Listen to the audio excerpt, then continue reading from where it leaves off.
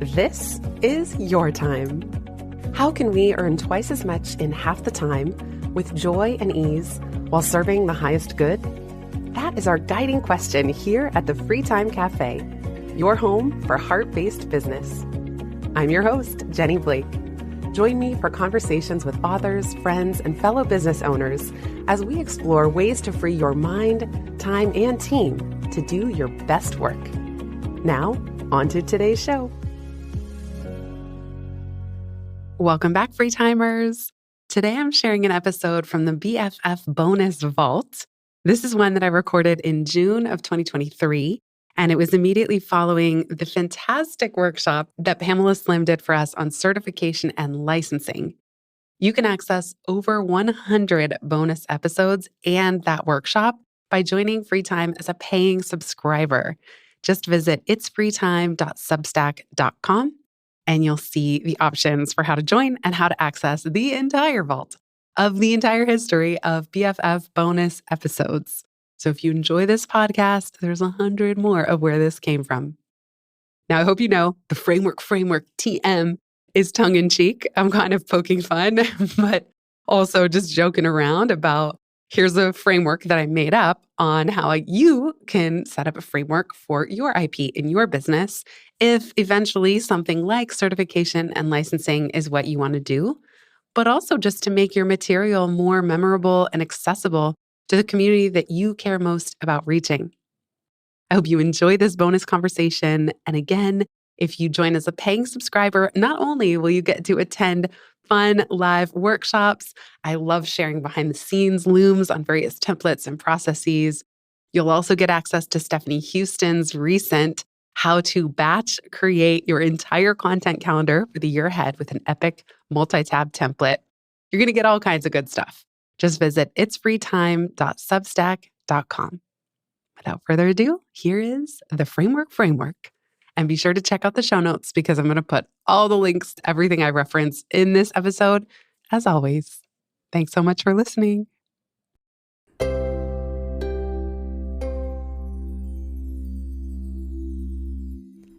Part of this that we were talking about in the chat of Pam's workshop, Kelly and Stephanie were saying it would be helpful to know how I started in terms of coming up with a framework versus moving into what Stephanie called the big, scary, gotta make it mine from the beginning process. And it is a process because in the early days of teaching and facilitating and delivering keynotes, I know I certainly relied quite heavily on other people's models. That is the low-hanging fruit, to use that corporate metaphor, of just saying, oh, well, this person's an expert, and citing them and feeling comfortable kind of not necessarily hiding behind their models, their books, their expertise, but in some ways it makes it so that we don't have to be the ones to do the hard work of sitting down and thinking not just what is a synthesized, distilled framework for what I'm talking about for your own unique expertise, but then the internal shift of saying, I even have a right to claim this and not just cite the experts, that you get to a point in your knowledge, in your practice, in your value delivery where you say, I'm going to step forward a little bit more. I'm going to remove the OPP from your own delivery so that you can really lean into your own expertise. Especially when you're teaching in companies, if you're distributing recorded content, and again, also for your own credibility, if you only talk about other people's work or other people's property, OPP, it's kind of like a book report. In a way, you're making yourself into a commodity because you could be anybody who's assembling information and just compiling it together. Now, of course, in Pivot, I've talked about the benefits of seeing yourself as a qualified curator, but it won't be quite as unique or influential or even legally protected as if you were to really sit down and put the effort into thinking through your own unique lens on the world. And if you do have those feelings, like Stephanie called it, the big, scary, gotta make it mine from the beginning feeling, that's so common. I mean, so many of these models and frameworks are borrowing from a universal pool of shared wisdom. All of us are standing on the shoulders of giants, and we would never want to be disingenuous or just pulling something out of thin air. It should definitely be rooted in your practice and, again, the value you deliver. But people are often saying nothing out there is so truly unique. We're all sharing in a different way. So what's always helped me, you'll hear a little later in this episode, is it's not just about the framework and trying to unhook from OPP by creating your own unique process, It's also about weaving in metaphor, personal stories. Those things will always help make something yours compared to just drawing on and referencing other people's frameworks.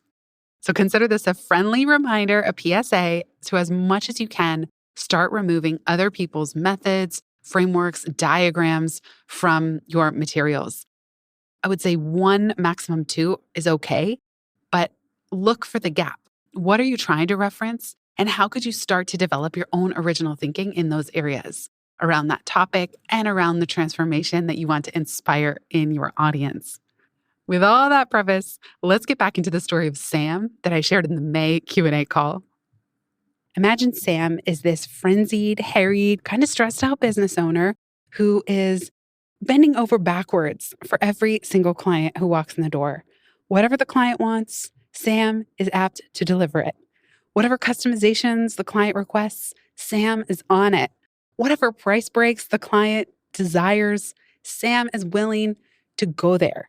What ends up happening is that Sam is spinning 15 different plates at any given time. It could be completely variable. Who is doing what, by when, at what rates? That makes it really hard for Sam to keep track of any given client, their roadmap, their path to success, even things like billing, if it's project-based billing based on a 3-month or a 6-month package. After all, it's custom for every single client. It also makes it hard for Sam to train anybody else in this method because there is no method. It's different for every client. It's just, you'll have it your way, whatever the McDonald's slogan. That's kind of the mantra of this business. And it ends up creating a lot of confusion, a lot of extra work, and a lot of extra stress. What is Sam missing in their business? I'll give you a few minutes to guess, although I basically gave it away in the title of this bonus episode. John Warlow shares an expanded version of this story in his book, Built to Sell. In this case, he's describing a harried branding agency who does a lot of custom one-on-one bespoke work for clients, and then going on a journey of getting mentored by a more seasoned business owner who helps productize the business and productize the services through standardization. Not only does it make that business owner's life easier, revenue is able to be more recurring, more predictable. There's more standardizations among clients. The business owner in that parable learns to fire his worst clients. It also helps create a more sellable, scalable business. So one potential answer to what our friend Sam is missing in their business is a form of standardization. But before that, there's a very important step. Part of making IP, creating it at all in the first place, revolves around giving shortcuts, using powerful metaphor, analogy, and even acronyms that succinctly describe a process of transformation, the journey that you as the expert take your clients on. In the beginning, it's totally normal to have a bunch of one-on-one clients where you're kind of figuring out your zone of genius. You're figuring out what your IP even is, what your unique solutions are, and you're seeing what problems you're most commonly solving, what resources you've created to help solve those problems. But there will inevitably come a time and a point that you reach in your business where you are ready to move on from this bespoke service-based business model to something that has a little more scale, a little more systems, therefore needing greater simplicity. And then you can help teach others to assist with you in your business if you reach that point. As we were preparing for the certification and licensing bonus workshop with Pamela Slim, I started to share in our earlier Q&A call that I think having a framework of some kind is a precursor to a lot of what we're talking about here. Because without a clear framework, it is more amorphous and even confusing what you offer and how you help people with transformation. Now, this kind of idea is not original to me. I learned it from books like Built to Sell that I mentioned earlier, Work the System, E-Myth Revisited. All of those books have something in common, which is systems and standardization. But in order to do that, it's helpful to come up with your framework. So as a joke, I'm calling this the framework, TM, because I was thinking, what is the simplest way that I can help you do this? I stumbled upon this with Pivot Method. I've talked about that, how in the book Pivot, I did want to break down the process of career change into something simple and repeatable. I got inspired by Lean Startup that was so clear: build, measure, learn. It was this repeatable 3-step process: build, measure, learn, build, measure, learn. And even though I had been doing career coaching for a long time and I had been working on global programs to do this at Google, I had never sat down to distill my method or my process that I had done with clients. I had never reverse engineered it. In the early stages of working on Pivot, when I reverse engineered my coaching process, it was 7 or 8 stages long. And I realized that writing a book that had 8 stages of change in it, nobody would remember them. It was too complicated. So I needed to look for what those stages had in common with each other and see if I could consolidate them. The reason I'm telling you this is that frameworks don't just drop out of the sky. You have to sit down, even carve out time. Maybe it's your Founder Fridays, where you have an hour or two to yourself every Friday to really think about what is your framework? What is your process of transformation that you take clients on, that every work engagement you do with clients has in common? And at first, you too might come up with, well, it's 10 stages long. Okay, great. Then the question becomes, can you narrow it down further? So here's more on the framework that I shared in our May 2023 Q&A call at the very end. And we use the acronym SAM.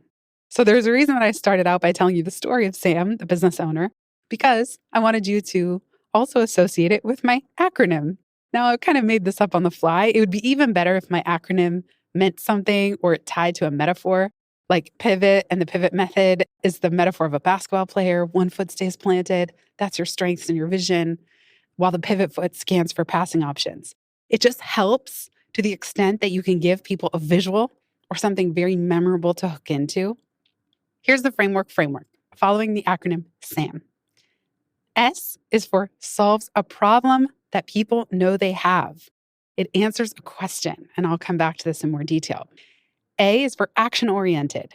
There's a transformation journey or comprehensive process happening here. M is for memorable. Give it a concise name and stages, ideally 3 stages, no more than 4.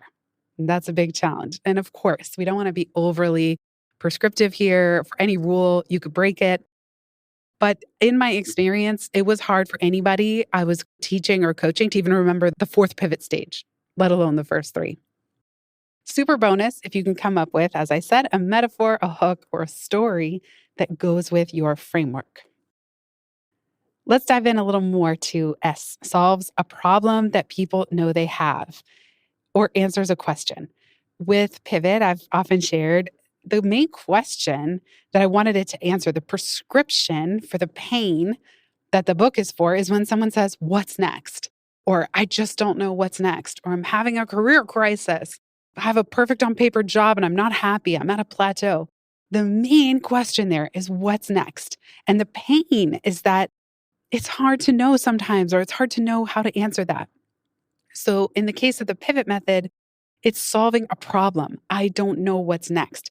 And I encourage you, when you think about what problem your framework solves, it needs to be one people know that they have, ideally in the language that they would use to describe it. So notice that I'm not saying, oh, the pivot method is a method for organizations to improve career development clarity. That is not a problem most people know that they have.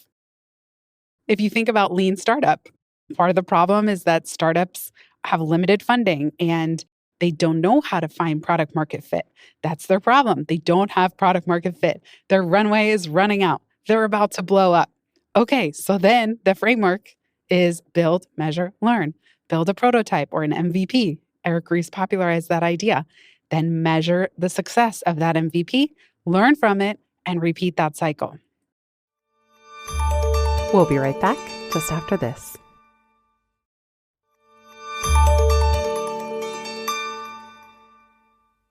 The second part of our framework, action-oriented. You've heard me talk about how in the early days of working on the free time book, I had divided the book into categories: mind, time, and team. And part of the reason that I did that I was thinking, okay, what are all the systems that could help set your time free across mind, your mindset? What do you need to shift internally first? Then you can set your own time free. Then with that extra free time, you can build a team and then help coach your team to set their time free, which in turn helps with your mind, setting your mind free, shifting your mindset, freeing your time back to your team. So I thought the virtuous circle there was going to be mind, time, and team. However, dun, dun, dun, dun, the mistake that I made was at that time, it wasn't action oriented. Yes, it's kind of catchy and easy to understand mind, time, and team, but there was no continuity. It's not taking you on a journey. There is no hero's journey of going from mind, time, and team. Yes, it could make a good diagram of how these three things create a virtuous cycle of setting your mind, time, and team free and then repeating it, almost like a flywheel effect, but for free time. However, there's no transformation. So I ended up shifting the framework, and I spent time to make sure it rhymes, to the free time framework: align, design, assign. Now we're on a journey that if you are spotting an area of friction in your business, you then follow the free time framework. That is the prescription. So the problem we're solving is a burnt out business owner. That's kind of how I thought about it shorthand. Now the prescription is the free time framework. And the stages that you follow in order are align, design, assign. You can see how each one fits my three categories. Align fits with mind, design fits with time, and assign fits with team. So I personally find a transformation journey as framework more compelling and more kind of easier for people to follow than one that isn't oriented that way, where it's just kind of random stages, but they don't have to be done in order, or it's just an amalgamation of things. However, there are certain books like Powerful Engagement where there's a comprehensive system being addressed. So in the case of that book, managing your energy is across 4 dimensions: physical, mental, spiritual, emotional. In that case, it's not necessarily a transformation journey in order, but you could dive into any one of those 4 stages, maybe whichever one is in pain the most. And the comprehensive nature of their model is that it's addressing all 4 dimensions of a person's energy. So that is another route that you could go, looking at the whole body, whole self, whole organization, something that's comprehensive that addresses the 4 parts of something. And there are a lot of 4s to be found in the world too, like a compass: north, east, south, west, the grid on a 4-graph quadrant, a 2x2 used to diagram 2 kind of dimensions, and then 4 possibilities. Let's move to the M in the framework. Make it memorable. Try to give your framework a concise name and concise stage or step names. Every single piece of this is important. So when I was telling you that I brainstormed the free time framework, I had a full 8.5 by 11 sheet of paper that I'll see if I can find an image to show you. But I had all kinds of words and ideas mapped out. I was writing down everything I could. And only later did I circle the things that were most resonant or most important in terms of setting somebody's time free through smarter systems. I didn't know right away. I didn't know what was going to align, design, assign. I didn't know what was going to rhyme and be catchy, but I'm always looking for that.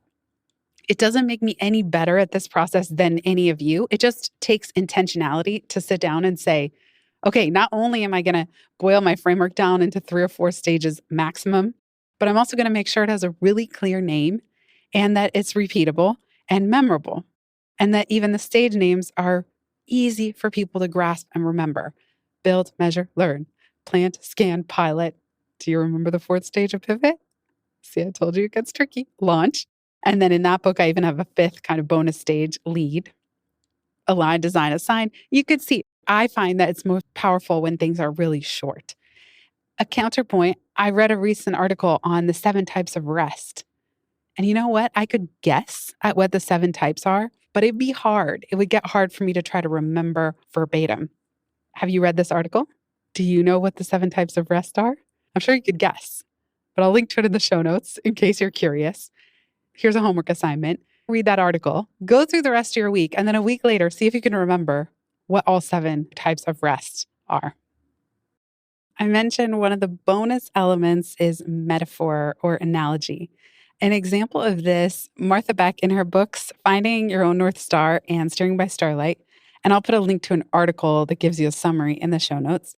She talks about her change process as parallel to how caterpillars become butterflies.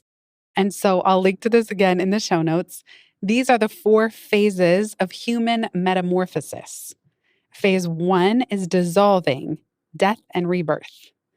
Phase 2 is imagining, aka dreaming and scheming. Phase 3 is reforming, aka the hero's saga. And phase 4 is full flight, aka the promised land. So you could see here how a caterpillar becoming a butterfly, who knows how nuanced it is in nature, in reality. There might be 1,000 tiny little steps and parts of the process. But this metaphor allows you to really picture and visualize, oh, okay, of course, phase 1 of the change process is dissolving, death and rebirth. The caterpillar becomes goo. You can picture it. Oh, that feeling of going from a thing, a part of your identity, and then dissolving into goo is so confusing. Of course, it feels like a death and rebirth. And she gives for each phase, she says, here's the deal, what to do, and a mantra. So in phase 1, I don't know what the hell is going on, and that's okay. Phase 2, imagining, okay, we're not yet a butterfly, but we're getting there. There's a vision, there's a template in the DNA of a caterpillar to imagine what's possible. And so she gives a couple, again, an overview what to do. And the mantra for phase 2, there are no rules, and that's okay. Now, does a goose state caterpillar have the cognition to say there are no rules and that's okay? No. In fact, they probably are following the rules of DNA and what they're becoming. It's not like a caterpillar is ever going to turn into an elephant. But Martha has stretched the metaphor a little bit, and phase 2 is imagining. Phase 3, reforming. Now we can picture the butterfly starting to come into being. It's getting shaped. It's still within the cocoon, but we could just picture in nature this happening. And she talks about what to expect, what to do. The mantra here, this is much worse than I expected, and that's okay. And then phase 4, full flight. We now, as the recipient of this framework, we get to picture the butterfly busting out of the cocoon and then setting itself free and flying out into the universe. And this one, she says, AKA the promised land. So the mantra is everything is changing and that's okay. And now we're starting to emerge from the cocoon and make adjustments. And then we get to fly around the promised land until we hit phase 1. Again, dissolving, death and rebirth. That is a great example of how metaphor can help a framework come alive and can help the people that you're teaching and who you're helping navigate the transformation journey with what they're experiencing. You might not have a metaphor right away, or maybe the metaphor comes to you first, and then it informs the stages of your process. But the bottom line here with all of this, with the framework, is that sitting down to reverse engineer your process, distilling it into discrete stages, then consolidating it, making it more concise, naming your process, naming the stages within it, helps give you something akin to a meme.